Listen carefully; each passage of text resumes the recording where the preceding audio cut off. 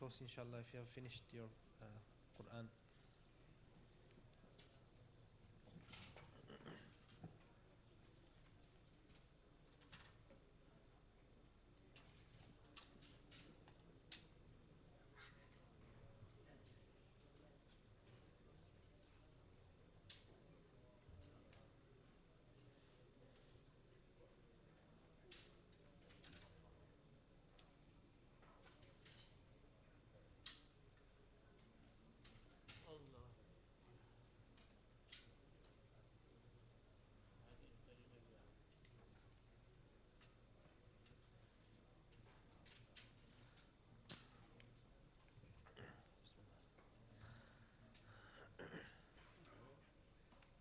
الحمد لله نحمده ونستعينه ونستغفره ونؤمن به ونتوكل عليه ونعوذ بالله من شرور أنفسنا ومن سيئات أعمالنا من يهده الله فلا مضل له ومن يضلله فلا هادي له ونشهد أن لا إله إلا الله وحده لا شريك له ونشهد أن سيدنا ومولانا محمدا عبد الله ورسوله صلى الله تبارك وتعالى عليه وعلى آله وصحبه وبارك وسلم تسليما كثيرا كثيرا.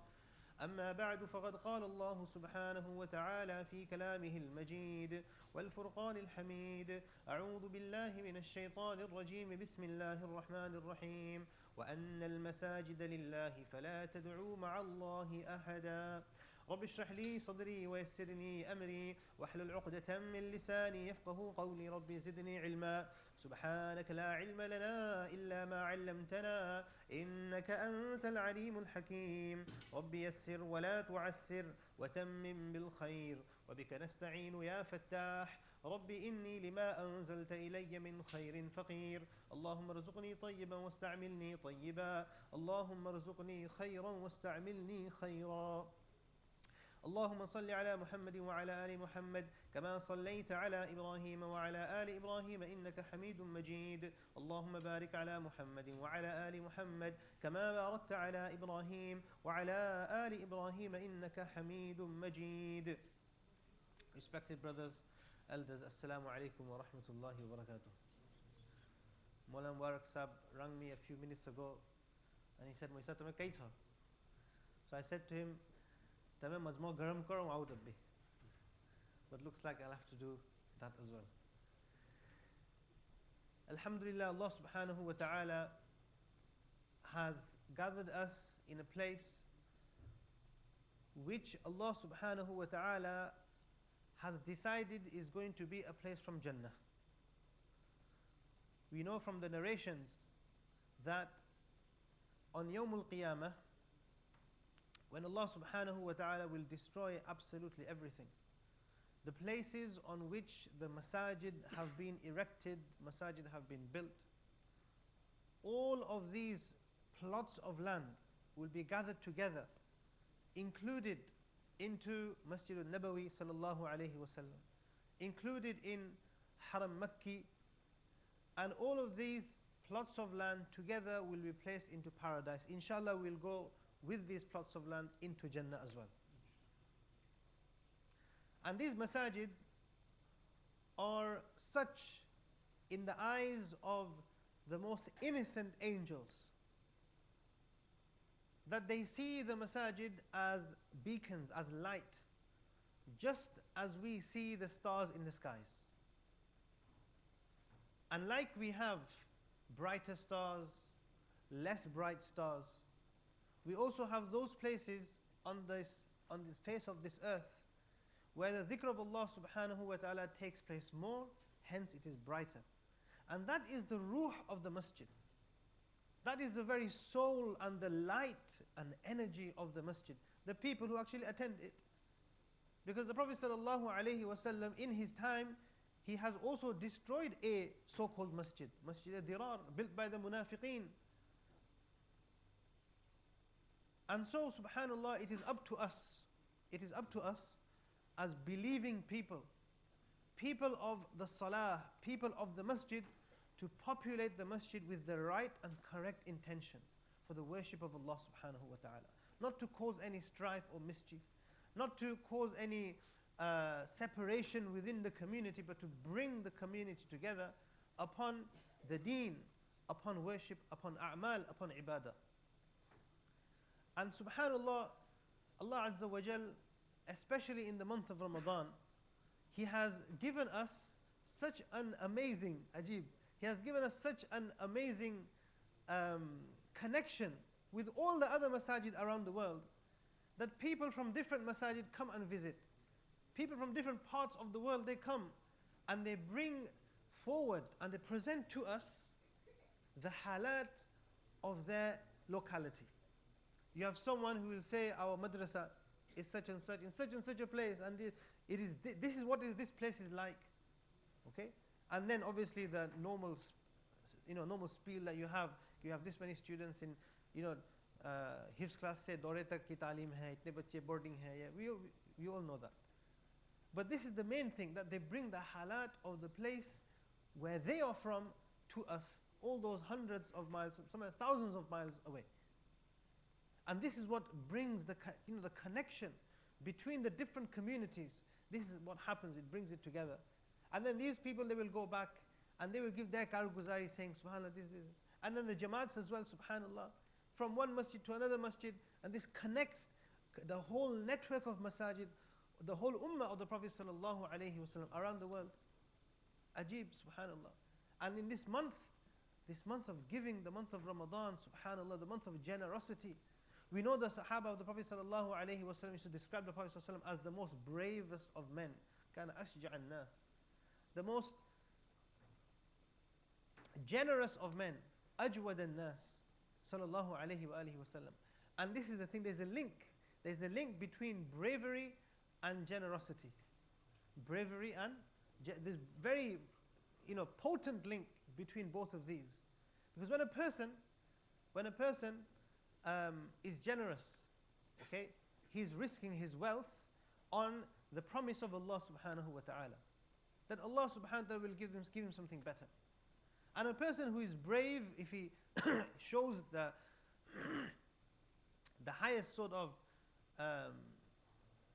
level of bravery in the battlefield, he is brave with his life, okay, this is also upon a promise of Allah subhanahu wa ta'ala. We know the words of Umar radiallahu ta'ala an, ajib. Umar radiallahu ta'ala an, he once was with a group of companions who began to talk about the shuhada. And they began to say that yes, this shaheed, he is in paradise, inshallah, he's in Jannah, and Allah subhanahu wa ta'ala has accepted his deeds. So Umar radiallahu ta'ala anhu, he says that we don't have the guarantee of anyone that is in paradise except the inmate and the resident of this grave, meaning the Prophet sallallahu alaihi wasallam, whom Allah subhanahu wa ta'ala, for whom Allah azza wa jal has forgiven all the past and previous sins and all the futures, everything is forgiven. Because he said that, look, sometimes it might be that the person who is fighting for name and fame, or they are fighting because of wealth, for dunya, okay, or subhanallah, this is the words he said, or the fight has suddenly come upon him and he just has to do what he has to do. But these are the words of Umar radiallahu ta'ala an, and he has great firas and great insight. So the point is that when a person is brave, okay, and when a person is generous, they are both risking something on a promise, the promise of Allah subhanahu wa ta'ala. When a person is bakhil and he holds and hoards his wealth, then he is acting upon the promise of shaitan. الشيطان يعيدكم الفقر ويأمركم بالفحشاء. That shaitan, he is promising you and he's saying that you will become poor. That this much money of wealth of yours, it'll go less. Once Rasulullah sallallahu alayhi wasallam saw Sayyidina Bilal radiallahu ta'ala anhu with a great pile of dates in front of him. So Rasulullah sallallahu alayhi wasallam says, "Ya Bilal, what's this? You are, keeping all of this for yourself, subhanallah. A pile of dates, subhanallah. We have boxes of dates at home. People have complained to me, so we have lots of dates at home. So Bilal radiallahu ta'ala anhu, what does he say? He says, Ya Rasulullah, look at his intention. Look at the intention of Bilal. Even when he's hoarding, what does he say? I have kept these for your mehman, for your guests. When your guests come, I can pass these and feed your guests with this. So Rasulullah sallallahu alaihi wasallam, he says that don't even worry about my mehman, even for my guests. أنفق يا بلال ولا تخش من ذي العرش تقليلا. That spend in the path of Allah, O Bilal, and do not fear the lessening of your wealth from the one who is the owner of the arsh. Subhanallah. And arsh, we know the size of the arsh, how big it is. Or we have a perception of, some sort of relative size of how big that is. So this is Rasulullah sallallahu alaihi wasallam. So the thing is, when a person hoards his wealth, he's acting upon the insistence of shaitan. And when a person spends, shaitan is wringing his hands in vain. That how can this person attain so much reward? Rasulullah sallallahu alayhi wa sallam, and remember, look, the generosity of a person, it comes in a certain environment. Okay? Because a person just can't be generous in a void. There has to be someone to spend on. Rasulullah sallallahu alayhi wa sallam, he was once close to, in the masjid, and he saw a group of travelers coming through into Madinatul Munawwara. And these people, they were dressed in rags. They just had pieces of cloth draped over themselves, and their swords and their animals, and barefoot. That's all there was. The face of our Prophet ﷺ changed close to tears. He went inside, and he came out. He called Bilal radiallahu ta'ala and said, give the adhan. The adhan was given. The salah was offered. And after that, the Prophet ﷺ began to recite portions of the Quran, encouraging the companions to give in the path of Allah subhanahu wa ta'ala. One sahabi, the first one to come, he came with a large sack full of stuff, full of food. And he was burdened by its weight. That's how heavy it was. So he placed that before the Prophet ﷺ. Eventually, there were two piles. One pile of clothing, one pile of clothes. The Sahaba say that we watched the face of the Prophet ﷺ change from one of great concern, great sadness, into one of great happiness, until it seemed as if his face was shining like a piece of gold. You see how generosity of the believers, of the mu'mineen, brings happiness to Rasulullah sallallahu alayhi wa sallam. The companions of the Prophet sallallahu alayhi wa sallam were ajib. They were ajib. And they knew the promise of Allah subhanahu wa ta'ala to be true. They knew the promise. Look at Abdul Rahman ibn Auf radiyallahu ta'ala an. Abdul Rahman ibn Auf radiyallahu ta'ala an, he once brings, upon the announcement of the Prophet sallallahu alayhi wa sallam, he has 4,000 dirhams. He comes to the Prophet sallallahu alayhi wa sallam and says, Ya Rasulullah, I have 4,000. I will give 2,000 for the sake of Allah subhanahu wa ta'ala. And 2,000 I'll keep for my own house, for my home. Another sahabi, he was there. And this sahabi, Abu Aqil radiallahu ta'ala an, he's seeing the companions compete with one another. But he doesn't have anything to give. And he feels sorrowful. He feels, left out. And how can I be left out in something, such a great reward? So he takes on a job for 2 nights, giving water to the date palm trees. 2 nights. And he says that the rope was on my shoulder. I was taking out water all night from the well and giving it and satiating and watering the plants. He says, for that I got 2 sa' of dates. A small sackful. 2 sa' of dates. He says, I took one to my house, and the other one I began to take to Rasulullah sallallahu alayhi wa sallam. As I approached, the munafiqeen saw me with this small amount of dates. And the munafiqeen began to taunt him.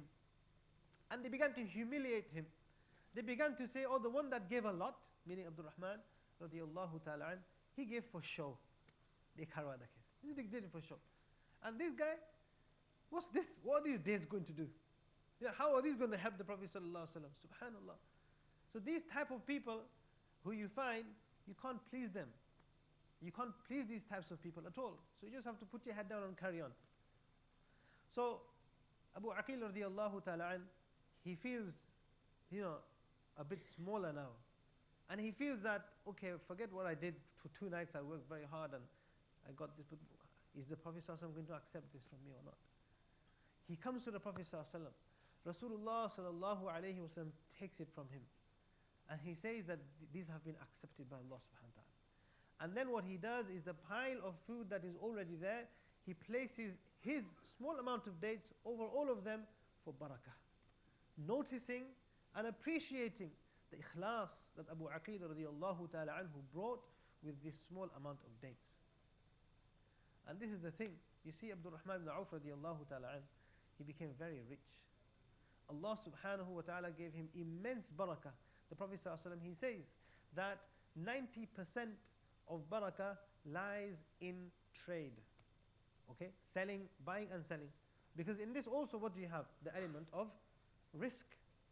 Allah subhanahu wa ta'ala in the Quran, he says, يَمْحَقُ اللَّهُ الرِّبَى وَيُرْبِ الصَّدَقَاتِ, that Allah subhanahu wa ta'ala finishes off interest bearing transactions. And sadaqah, he gives more. Okay. And then the munafiqeen, they begin to say, and the mushrikeen, they say that, well, it's the same thing, trade and interest, it's like the same thing. Of course it's not.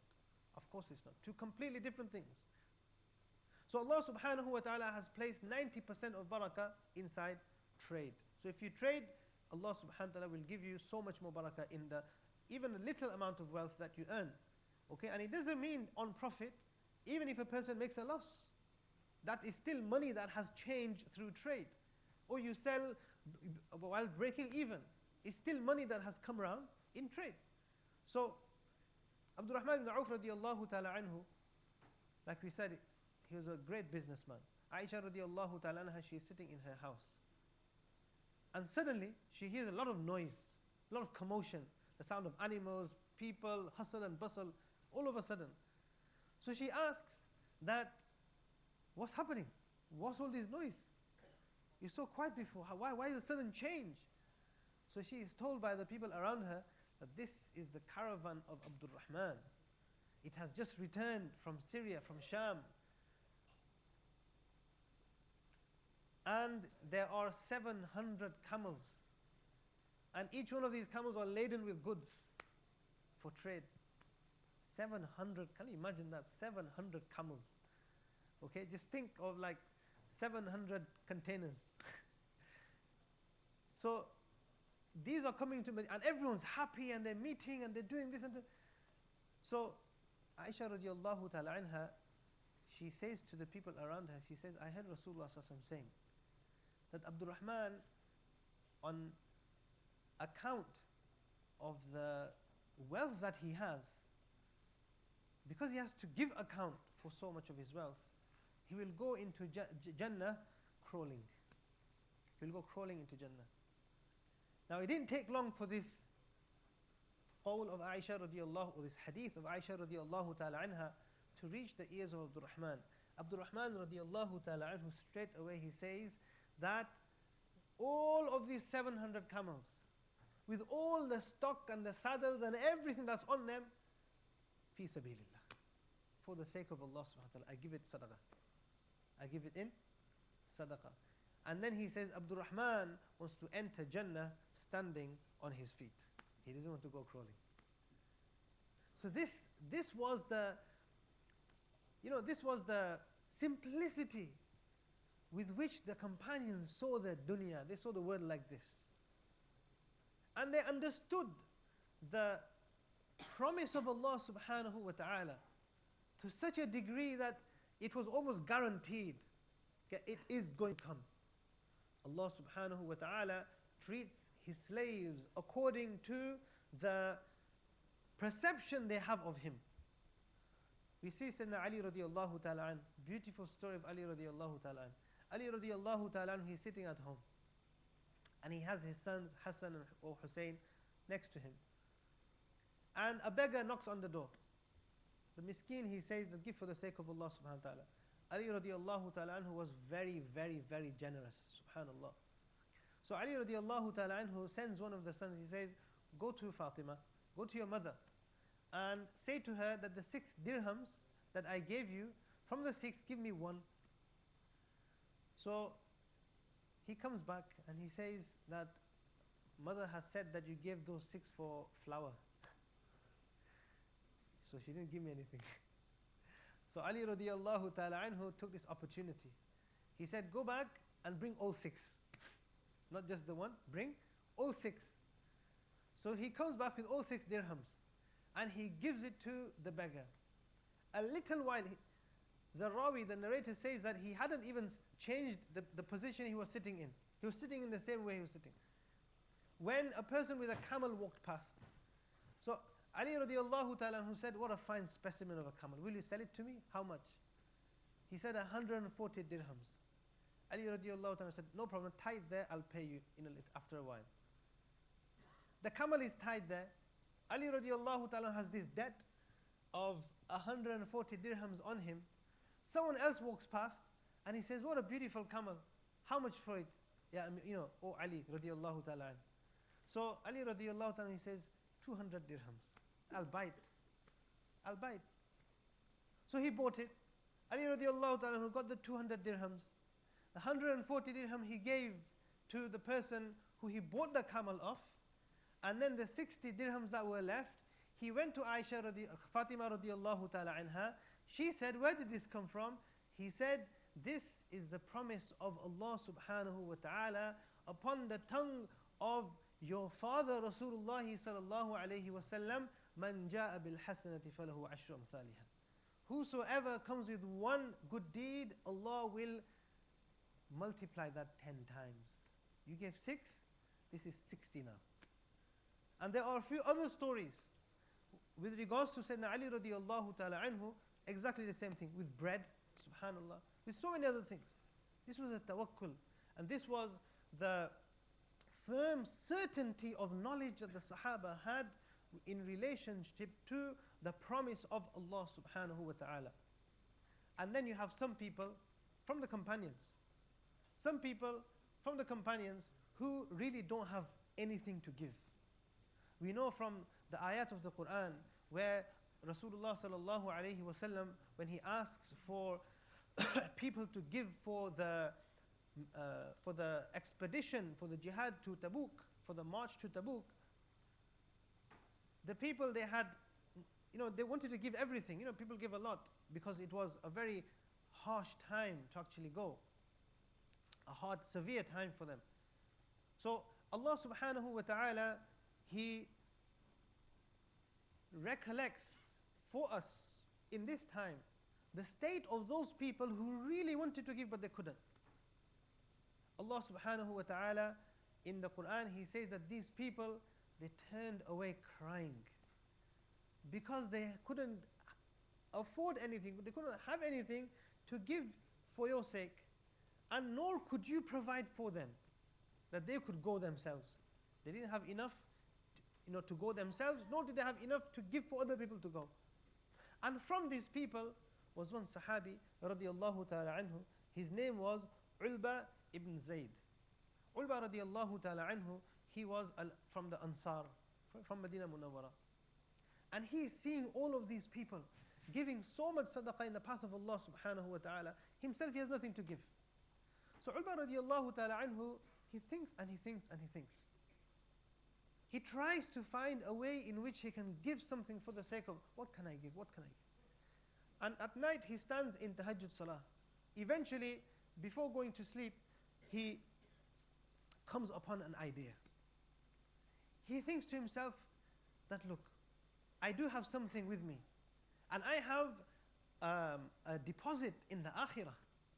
Okay, all the people who have said something wrong to me, or oppressed me, or bullied me, and done things to me which weren't very nice, I have their good deeds in my account in the akhirah. Then he makes dua to Allah subhanahu wa ta'ala. Oh Allah, I sacrifice my dignity as sadaqah for your sake. Look at this.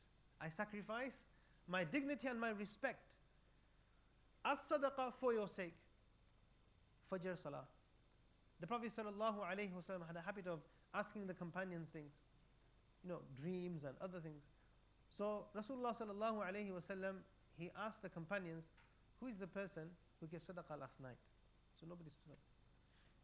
Who is the person who gave sadaqah of his ird, of his dignity and his respect last night? So Ulba radiallahu ta'ala anhu, he stood up, he identified himself. He said, Allah subhanahu wa ta'ala has accepted your sadaqah. I mean, isn't that the main thing? The acceptance of sadaqah. Nowadays we think that we are big timers. We give zakat. I give £100 zakat or atla zakat la khavi.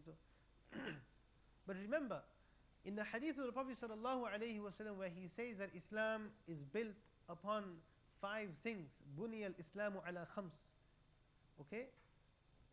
Zakat, salah, the fara'id of salah. Zakat, just basic zakat. Saum, just the basic saum. And hajj, the hajj. You're supposed to build upon these.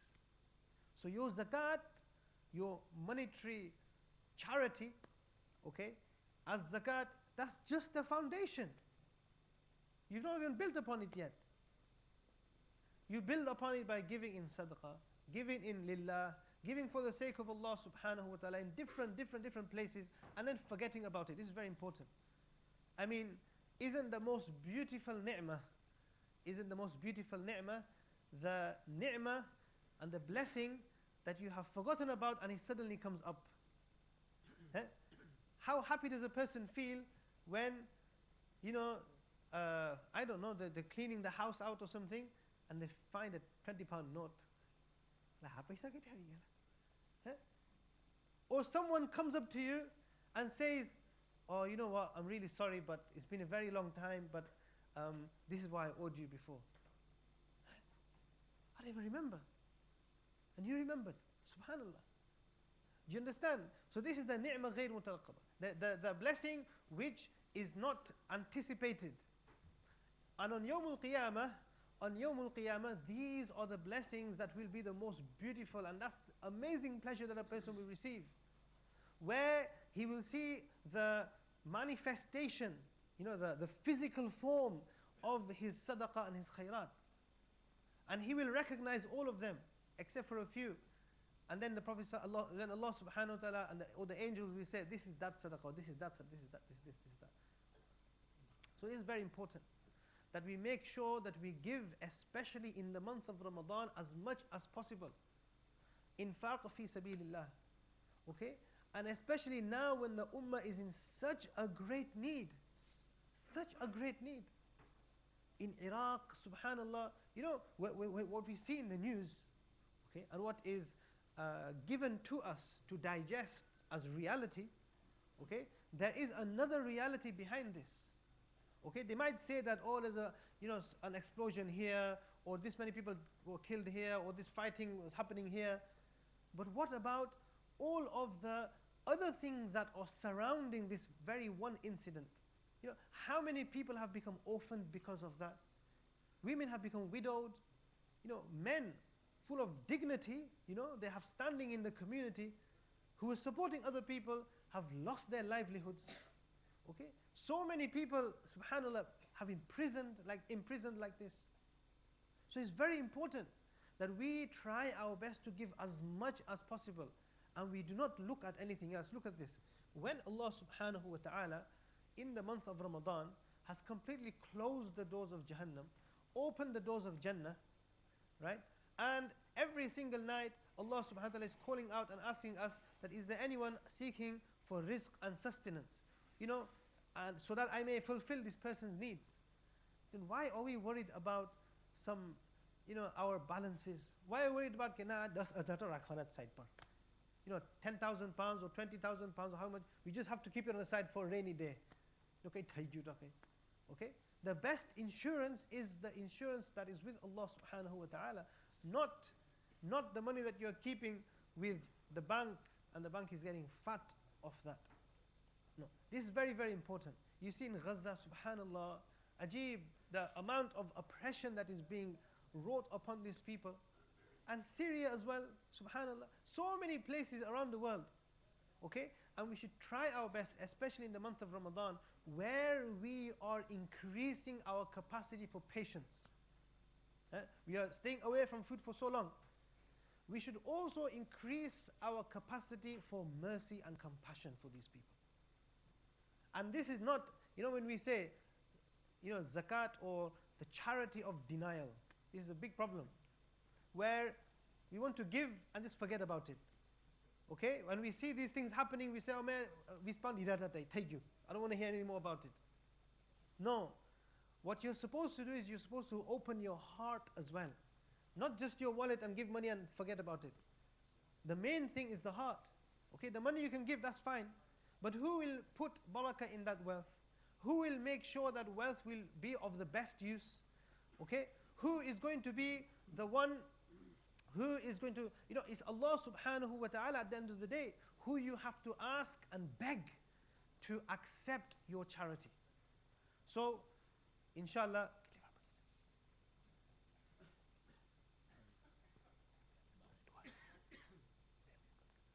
so we have to beg and ask Allah subhanahu wa ta'ala to, make our hearts more expansive, okay, more broader, to help contain the cries of the orphans and the wailing of the widows and the sorrows of all those people who have lost so many things in their lives. So this is very, very important. Now,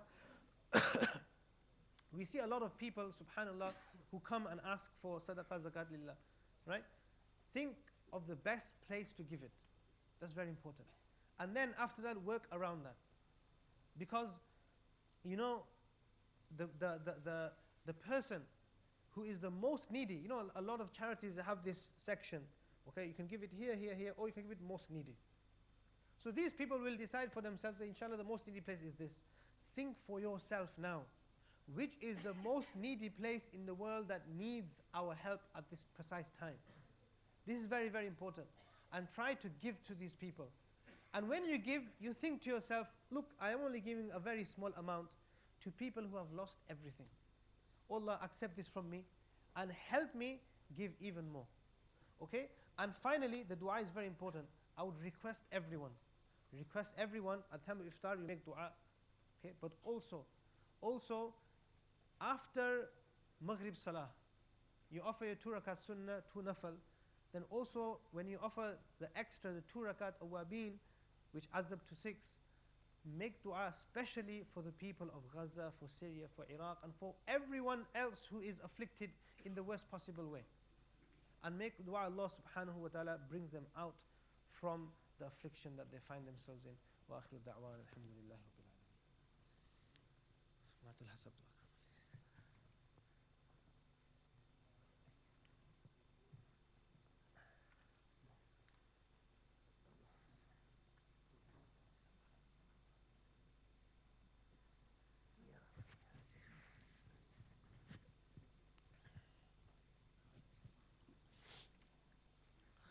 اللهم صل على سيدنا ونبينا وشفيعنا وسندنا وحبيبنا ومولانا محمد وبارك وسلم. اللهم صل على محمد عبدك ورسولك وصل على المؤمنين والمؤمنات والمسلمين والمسلمات. اللهم رب اغفر وارحم وأنت خير الراحمين. عز جارك وجل ثناؤك ولا إله غيرك لا إله إلا أنت. اللهم إنا نسألك العفو والعافية والمعافاة الدائمة في الدين والدنيا والآخرة. اللهم إنا نسألك الهدى والتقى والعفاف والغنى يا رب العالمين. اللهم إنا نسألك العفو والعافية والمعافاة الدائمة في الدين والدنيا والآخرة يا رب العالمين. اللهم إنا نسألك علما نافعا وعملا صالحا ورزقا حلالا طيبا وشفاء من كل داء. اللهم إنا نسألك الهدى والتقى والعفاف والغنى يا رب العالمين. اللهم أرنا الحق حقا وارزقنا اتباعه وأرنا الباطل باطلا وارزقنا اجتنابه. اللهم اكفنا بحلالك عن حرامك وأغننا بفضلك عن سواك.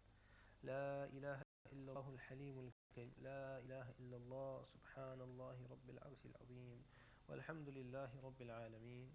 اللهم إنا نسألك موجبات رحمتك وعزائم مغفرتك والغنيمة من كل بر والسلامة من كل إثم اللهم ربنا لا تدع لنا في مقامنا هذا ذنبا إلا غفرته ولا هما إلا فرجته ولا دينا إلا أديته ولا حاجة من حوائج الدنيا والآخرة لك رضا إلا قضيتها ويسرتها يا أرحم الراحمين. اللهم لا مانع لما أعطيت ولا معطي لما منعت ولا راد لما قضيت ولا ينفع ذا الجد منك الجد. اللهم إنا نسألك العفو والعافية والمعافاة الدائمة في الدين والدنيا والآخرة يا رب العالمين. اللهم حبب إلينا الإيمان وزينه في قلوبنا وكره إلينا الكفر والفسوق والعصيان. اللهم اجعلنا من الراشدين المهديين يا رب العالمين. Ya Allah, Ya Allah, this blessed month of Ramadan that you have bestowed us with, Ya Allah, help us make the most of every single second of the days and nights of this blessed month of Ramadan. Ya Allah, this blessed month of Ramadan that you have granted us. During the days, Ya Allah, we fast. Ya Allah, let us not, through any evil action of ours, destroy our fast through the evil gaze, destroy our fast through the evil tongue, destroy our fast through the evil intention. Ya Allah, these days and nights of this blessed month of Ramadan that you have granted us, in the nights, Ya Allah, let us make the most of them. They are very short, Ya Allah. Help us understand the precious nature and the worth of these blessed nights, and help us ask you from those things that you are going to be pleased with us, Ya Allah. Ya Allah, this blessed month of Ramadan, it has come to us. It is a guest. Ya Allah, Ya Allah, help us entertain this guest and let us be the best of hosts, Ya Allah. Ya Allah, this blessed month of Ramadan, it has come. Ya Allah, our timetable has become upside down. Ya Allah, also turn our hearts upside down, Ya Allah. Turn our hearts from inclinations towards evil to inclinations towards good and your pleasure, Ya Allah. Ya Allah, the Ummah is suffering in this blessed month of Ramadan.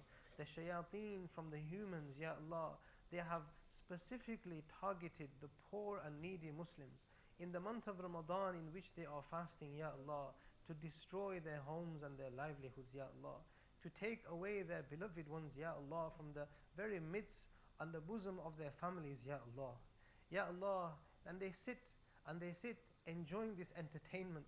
Ya Allah, Ya Allah, make them the very entertainment of the whole world, Ya Allah, so that the world sees what type of a tamasha this becomes. Ya Allah, you are the one who is in control of the hands of the zalimeen. Ya Allah, stop the hand of the zalim. Ya Allah, place in their hearts some sort of humanity, that they feel some mercy for the people who are oppressed, Ya Rabbal Alameen. O Allah, our deeds and our actions, Ya Allah, Ya Allah, they are not worthy. They are not worthy of showing and presenting before you, Ya Allah. They are not worthy and showing of being presented before Rasulullah sallallahu alayhi wasallam. Ya Allah, save us from our own actions. And Ya Allah, make us from those people who become the very change that we want to see in our community, Ya Allah. Ya Allah, you do everything through your qudra, Ya Rabbal Alameen. Ya Allah, you do all of your things and all of your power works through asbab. Ya Allah, make us the best sabab through which you elevate the deen of Islam. Ya Rabbal Alameen, for many years now, we have seen the decline of the Muslims in the world. Ya Rabbal Alameen, Ya Allah, make us from those people who through their lifetime also see the rise of Islam. Ya Allah, we also see the shan and the shawqat of Islam before our eyes. Ya Rabbal Alameen, Ya Rabbal Alameen, protect our masajid, protect the Haramain Sharifain. Ya Rabbal Alameen, give special protection to Masjid al-Aqsa, Ya Rabbal Alameen. Give strength and fortitude and certitude, Ya Allah, to those people who are around Masjid al-Aqsa, Ya Rabbal Alameen. Ya Allah, make us and our children from those people who protect your masajid, protect the sunnah of the Prophet sallallahu alaihi wasallam, and protect the sha'air of the deen, Ya Rabbal Alameen. Allahumma Rabbana zalamna anfusana wa illam taghfir lana wa tarhamna lanakunanna min al-khasirin. Allahumma Rabbana taqabbal tawbatana wa ajib da'watana waghfir khatayana wa kun lana mu'inan wa zahira. اللهم واقض حاجاتنا واشف عاهاتنا واستر عوراتنا، وكفى بربك سميعا مجيبا عليما قديرا. سبحان ربك رب العزة عما يصفون، وسلام على المرسلين، والحمد لله رب العالمين.